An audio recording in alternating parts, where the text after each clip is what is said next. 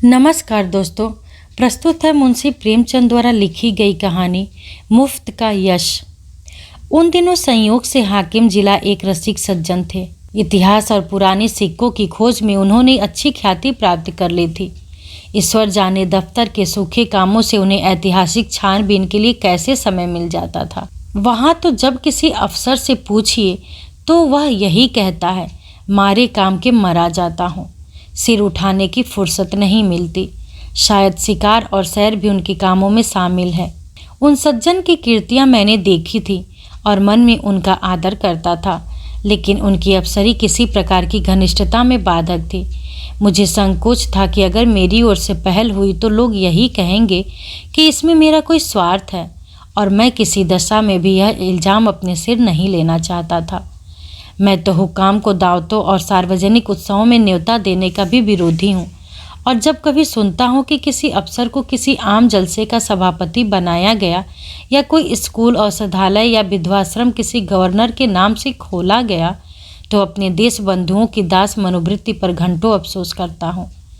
मगर जब एक दिन हाकिम जिला ने खुद मेरे नाम एक रुक्का भेजा कि मैं आपसे मिलना चाहता हूँ, क्या आप मेरे बंगले पर आने का कष्ट स्वीकार करेंगे, तो मैं बड़ी दुविधा में पड़ गया कि क्या जवाब दूं।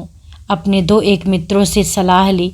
उन्होंने कहा, साफ लिख दीजिए, मुझे फुर्सत नहीं। वह हाकिम जिला होंगे तो अपने घर के होंगे। कोई सरकारी व जाब्ते का काम होता तो आपका जाना अनिवार्य था, लेकिन निजी मुलाकात के लिए जाना आपके शान के खिलाफ है। आखिर वह खुद आपके मकान पर क्यों नहीं आए? इससे क्या उनकी शान में बट्टा लगा जाता था? इसलिए तो खुद नहीं आए कि वह हाकिम जिला है। इन अहमक हिंदुस्तानियों को कब यह समझ आएगी कि दफ्तर के बाहर वे भी वैसे ही साधारण मनुष्य हैं जैसे हम या आप। शायद ये लोग अपनी घरवालियों से भी अफसरी जताते होंगे। अपना पद उन्हें कभी नहीं भूलता।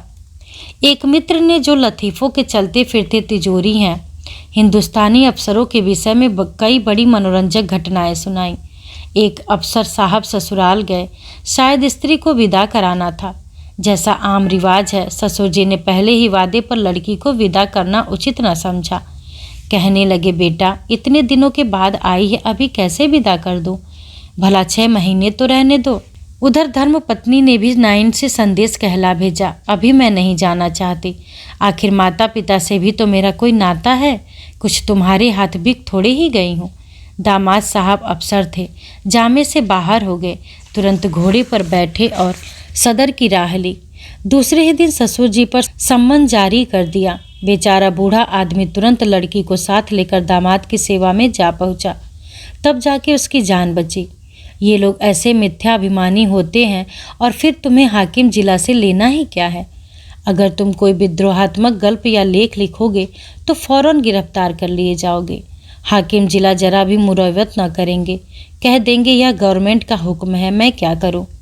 अपने लड़के के लिए कानून गोई या नायब तहसीलदारी की लालसा तुम्हें नहीं है? व्यर्थ क्यों दौड़े जाते हो? लेकिन मुझे मित्रों की यह सलाह पसंद न आई। एक भला आदमी जब निमंत्रण देता है तो केवल इसीलिए अस्वीकार कर देना कि हाकिम जिला ने भेजा है, मुटमर्दी है। बेशक हाकिम साहब मेरे घर आ जाते तो उनकी शान कम न होती। उदार हृदय वाला आदमी बेतकल्लुफ़ चला आता। लेकिन भाई, जिले की अफसरी बड़ी चीज़ है, और एक उपन्यासकार की हस्ती ही क्या है। इंग्लैंड या अमेरिका में गल्फ लेखकों और उपन्यासकारों की मेज़ पर निमंत्रित होने में प्रधानमंत्री भी अपना गौरव समझेगा। हाकिम जिला की तो गिनती ही क्या है। लेकिन यह भारतवर्ष है, जहाँ हर एक रईस के दरबार में कभी सम्राटों का जत्था रईस के कीर्तिगान के लिए जमा रहता है। और आज भी ताजपोशी में हमारे लेखक वृंद बिना बुलाए राजाओं की खिदमत में हाजिर होते हैं, कसीदे पेश करते हैं और इनाम के लिए हाथ पसारते हैं। तुम ऐसे कहाँ के बड़े वह हो कि हाकिम जिला तुम्हारे घर चला आए? जब तुम में इतनी अकड़ और तुनक मिजाजी है तो वह तो जिले का बादशाह है। अगर उसे कुछ अभिमान भी हो तो उचित है। इसे उसकी कमजोरी कहो, बेहूदगी कहो, मूर्खता कहो, उज्जडता कहो, फिर भी उचित है। देवता होना गर्व की बात है, लेकिन मनुष्य होना भी अपराध नहीं। और मैं तो कहता हूँ, ईश्वर को धन्यवाद दो कि हाकिम जिला तुम्हारे घर नहीं आए, वरना तुम्हारी कितनी भद होती। उनके आदर सत्कार का सामान तुम्हारे पास कहाँ था? गद की एक कुर्सी भी नहीं है। उन्हें क्या 3 टांगों वाले सिंहासन पर बैठाते या मटमैले जाजिम पर? 3 पैसे की 24 बीड़ियाँ पीकर दिल खुश कर लेते हो। है सामर्थ्य रुपए के 2 सिगार खरीदने की? तुम तो इतना भी नहीं जानते कि वह सिगार मिलता कहाँ है, उसका नाम क्या है। अपना भाग्य सराहो कि अफसर साहब तुम्हारे घर नहीं आए और तुम्हें बुला लिया। 4-5 रुपए बिगड़ भी जाते और लज्जित भी होना पड़ता। और कहीं तुम्हारे परम दुर्भाग्य और पापों के दंड स्वरूप उनकी धर्म पत्नी भी उनके साथ होती, तब तो तुम्हें धरती में समा जाने के सिवा और कोई ठिकाना न था। तुम या तुम्हारी धर्म पत्नी उस महिला का सत्कार कर सकती थी? तुम्हारी तो घिग्गी बन जाती साहब, बदहवास हो जाते। वह तुम्हारे दीवान खाने तक ही नहीं रहती जिसे तुमने गरिमाऊ ढंग से सजा रखा है। वहाँ तुम्हारी गरीबी अवश्य है पर फूहड़पन नहीं। अंदर तो पग पग पर फूहड़पन के दृश्य नजर आते।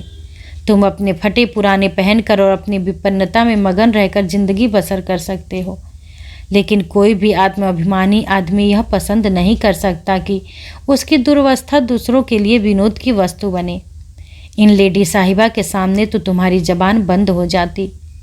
चुनाचे मैंने हाकिम जिला का निमंत्रण स्वीकार कर लिया और यद्यपि उनके स्वभाव में कुछ अनावश्यक अफसरी की शान थी, लेकिन उनके स्नेह और उदारता ने उसे यथासाध्य प्रकट न होने दिया। कम से कम उन्होंने मुझे शिकायत का कोई मौका न दिया। अफसराना प्रकृति को तब्दील करना उनकी शक्ति के बाहर था। मुझे इस प्रसंग को कोई महत्व देने की कोई बात भी न थी। महत्व न दिया। उन्होंने मुझे बुलाया, मैं चला गया, कुछ गपशप किया और लौट आया। किसी से इसका जिक्र करने की ज़रूरत ही क्या, मानो भाजी खरीदने बाजार गया था। लेकिन टोहियों ने जाने कैसे टोह लगा लिया। विशेष समुदाय में यह चर्चा होने लगी कि हाकिम जिला से मेरी बड़ी गहरी मैत्री है और वह मेरा बड़ा सम्मान करते हैं।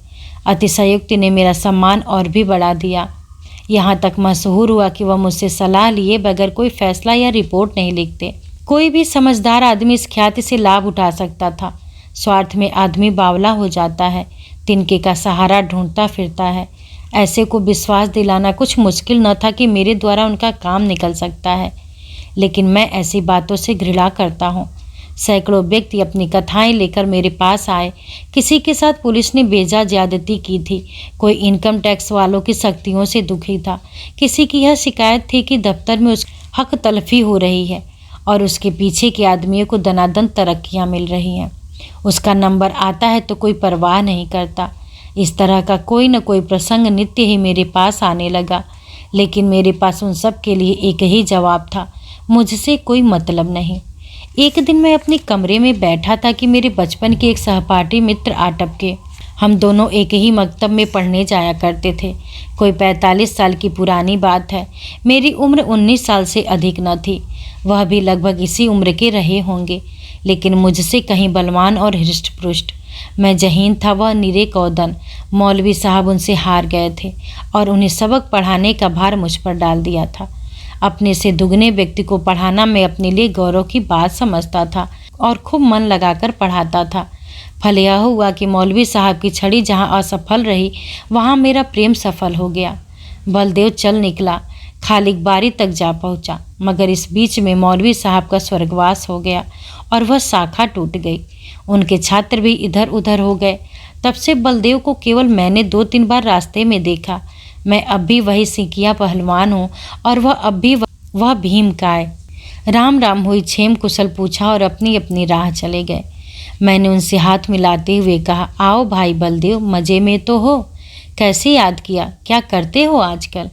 बलदेव ने व्यथित कंठ से कहा, जिंदगी के दिन पूरे कर रहे हैं भाई, और क्या। तुमसे मिलने की बहुत दिनों से इच्छा थी। याद करो वह मकतब वाली बात, जब तुम मुझे पढ़ाया करते थे। तुम्हारी बदौलत 4 अक्षर पढ़ गया और अपनी जमींदारी का काम संभाल लेता हूँ, नहीं तो मूर्ख ही बना रहता। तुम मेरे गुरु हो भाई, सच कहता हूँ। मुझे जैसे गधे को पढ़ाना तुम्हारा ही काम था। न जाने क्या बात थी कि मौलवी साहब से सबक पढ़कर अपनी जगह पर आया नहीं कि बिल्कुल साफ। तुम जो पढ़ाते थे वह बिना याद किए ही याद हो जाता था। तुम तब भी बड़े जहीन थे। यह कहकर उन्होंने मुझे सगर्व नेत्रों से देखा। मैं बचपन के साथियों को देखकर फूल उठता हूँ। सजल नेत्र होकर बोला, मैं तो जब तुम्हें देखता हूँ तो यहीं जी में आता है कि दौड़कर तुम्हारे गले लिपट जाऊँ। 45 वर्ष का युग मानो बिल्कुल गायब हो जाता है। वह मकतब आंखों के सामने फिरने लगता है और बचपन सारी मनोहरताओं के साथ ताज़ा हो जाता है। बलदेव ने भी द्रवित कंठ से उत्तर दिया, मैंने तो भाई तुम्हें सदैव अपना इष्ट देव समझा। जब तुम्हें देखता हूँ तो छाती गजभर की हो जाती है कि वह मेरा बचपन का संगी जा रहा है, जो समय आ पड़ने पर कभी दगा न देगा। तुम्हारी बड़ाई सुन सुनकर मन ही मन प्रसन्न हो जाता हूँ। लेकिन यह बताओ, क्या तुम्हें खाना नहीं मिलता? कुछ खाते पीते क्यों नहीं हो? सूखते क्यों जाते हो? घी न मिलता हो तो 2-4 कनस्तर भिजवा दो। अब तुम भी बूढ़े हो, खूब डटकर खाया करो। अब तो देह में जो कुछ तेज और बल है वह केवल भोजन के अधीन है। मैं तो अब भी शेर भर दूध और पाव भर घी उड़ाए जाता हूँ। इधर थोड़ा मक्खन भी खाने लगा हूँ। जिंदगी भर बाल बच्चों के लिए मर मिटे, अब कोई यह नहीं पूछता कि तुम्हारी तबीयत कैसी है। अगर आज कंधा डाल दूँ तो कोई एक लोटे पानी को न पूछे। इसलिए खूब खाता हूँ और सबसे ज़्यादा काम करता हूँ। घर पर अपना रोब बना हुआ है। वही जो तुम्हारा जेठ लड़का है, उस पर पुलिस ने एक झूठा मुकदमा चला दिया है। जवानी के मद में किसी को कुछ समझता नहीं है भी अच्छा खासा पहलवान। दरोगा जी से एक बार कुछ कहा सुनी हो गई, तब से घात में लगे हुए थे। इधर गांव में एक डाका पड़ गया। दरोगा जी ने तहकीकात में उसे फांस लिया। आज 1 सप्ताह से हिरासत में है। मुकदमा मोहम्मद खलील डिप्टी के इल्जास में है और मोहम्मद खलील और दरोगा जी की दांत काटी रोटी है। अवश्य सजा होगी। अब तुम ही बचाओ तो उसकी जान बच जाए, और कोई आशा नहीं है। सजा तो जो होगी वह होगी ही, इज्जत भी खाक में मिल जाएगी। तुम जाकर हाकिम जिला से इतना कह दो कि मुकदमा झूठा है। आप खुद चलकर तहकीकात कर ले। बस देखो भाई, बचपन के साथी हो, नहीं न करना। जानता हूँ तुम इन मामलों में नहीं पड़ते और तुम्हारे जैसे आदमी को पढ़ना भी न चाहिए। तुम प्रजा की लड़ाई लड़ने वाले जीव हो। तुम्हें सरकार के आदमियों से मेल जोल बढ़ाना उचित नहीं तो जनता की नज़रों से गिर जाओगे। लेकिन यह घर का मामला है। इतना समझ लो कि मामला बिल्कुल झूठ न होता तो मैं कभी तुम्हारे पास न आता। लड़के की माँ रो रो कर जान दिए डालती है। बहू ने दाना पानी छोड़ रखा है। 7 दिन से घर में चूल्हा नहीं जला। मैं तो थोड़ा सा दूध पी लेता हूँ, लेकिन दोनों सास बहू तो निराहार पड़ी हुई हैं। अगर बच्चे को सजा हो गई तो दोनों मर जाएंगी। मैंने यही कहकर उन्हें ढाढ़स दिया है कि जब तक हमारा छोटा भाई सलामत है, कोई हमारा बाल बांका नहीं कर सकता। तुम्हारी भाभी ने तुम्हारी एक पुस्तक पढ़ी है। वह तो तुम्हें देव तुल्य समझती हैं और जब कोई बात होती है तुम्हारी नज़ीर देकर मुझे लज्जित करती हैं। मैं भी साफ कह देता हूँ, मैं उस छोकरे की सी बुद्धि कहाँ से लाऊं। तुम्हें उसकी नज़रों से गिराने के लिए तुम्हें छोकरा मरियल सभी कुछ कहता हूँ, पर तुम्हारे सामने मेरा रंग नहीं जमता।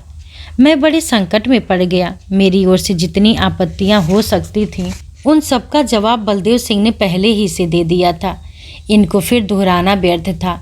इसके सिवा कोई जवाब न सूझा कि मैं जाकर साहब से कहूँगा। हाँ, इतना मैंने अपनी तरफ से और बढ़ा दिया कि मुझे आशा नहीं कि मेरे कहने का विशेष ख्याल किया जाए, क्योंकि सरकारी मामलों में हुकाम हमेशा अपने मातहतों का पक्ष लिया करते हैं। बलदेव सिंह ने प्रसन्न होकर कहा, इसकी चिंता नहीं, तकदीर में जो लिखा है वह तो होगा ही, बस तुम जाकर कह भर दो। अच्छी बात है, तो कल जाओगे? हाँ, अवश्य जाऊंगा। यह ज़रूर कहना कि आप चलकर तहकीकात कर लें। हाँ, यह ज़रूर कहूँगा। और यह भी कह देना कि बलदेव सिंह मेरा भाई है। झूठ बोलने के लिए मुझे मजबूर न करो। तुम मेरे भाई नहीं हो, मैंने तो हमेशा तुम्हें अपना भाई समझा है। अच्छा, यह भी कह दूँगा। बलदेव सिंह को विदा करके मैंने अपना खेल समाप्त किया और आराम से भोजन करके लेटा। मैंने उसे गला छुड़ाने के लिए झूठा वादा कर दिया। मेरा इरादा हाकिम जिला से कुछ कहने का नहीं था। मैंने पेशबंदी के तौर पर पहले ही जता दिया था कि हुक्काम आम तौर पर पुलिस के मुआवलों में दखल नहीं देते। इसलिए सज़ा भी हो गई तो मुझे यह कहने की काफ़ी गुंजाइश थी कि साहब ने मेरी बात स्वीकार नहीं की। कई दिन गुजर गए थे, मैं इस वाक़ये को बिल्कुल भूल गया था। सहसा एक दिन बलदेव सिंह अपने पहलवान बेटे के साथ मेरे कमरे में दाखिल हुए। बेटे ने मेरे चरणों पर सिर रख दिया और अदब से एक किनारे खड़ा हो गया। बलदेव सिंह बोले, बिल्कुल बरी हो गया भैया। साहब ने दरोगा को बुलाकर खूब डांटा कि तुम भले आदमियों को सताते और बदनाम करते हो। अगर फिर ऐसा झूठा मुकदमा लाए तो बर्खास्त कर दिए जाओगे। दरोगा जी बहुत झेपे। मैंने उन्हें झुक कर सलाम किया। बचा पर घड़ों पानी पड़ गया। यह तुम्हारी सिफारिश का चमत्कार है भाईजान। अगर तुमने मदद न की होती तो हम तबाह हो गए होते। यह समझ लो कि तुमने 4 प्राणियों की जान बचा ली। मैं तुम्हारे पास बहुत डरते डरते आया था। लोगों ने कहा था उनके पास नाहक जाते हो। वह बड़ा बेमुरौवत आदमी है।